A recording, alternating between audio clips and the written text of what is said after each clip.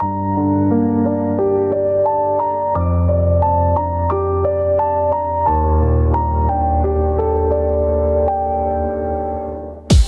dünya bir sınavdır, dirsə yolçu ilahi. Hər qaranlıq gecənin var özünə məxsus sabahı. Ürəyimdə bir sual, gözlərimdə cavab axtarıram. Mən bu sonsuz kainatda özümü sənə bağlayıram. Yollar dolanıb gəlir, bəzən düz, bəzən əyri.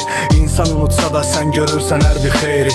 Şöhrət, mal, dövlət bunlar keçici bir kölgüdür. Tək qalan həqiqətdir, qalanı sadəcə bölgədir.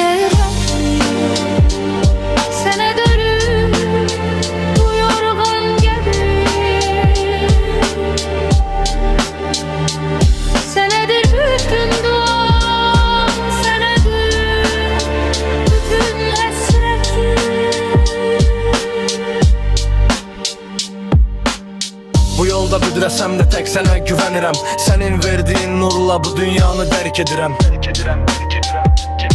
İlahi, tək çıxış yolu sənsən. Yalanlar arasında doğruluğu seçmək çətindir. İlahi, sənin yolun ən böyük bir qiymətdir. Şükür edirəm hər nəfəsə, hər açılan səhərə. Sənin ədalətin çatır ən kiçik bir kədərə. Bəzən qırılır qanadlar, bəzən yıxılır insan. Amma sənin rəhmətinlə yenidən olur vicdan. Mən heç nəyəm bu varlıqda, bir zərrə bir heç. İlahi, qoyma məni qaranlıqda, sənin nurunu seç.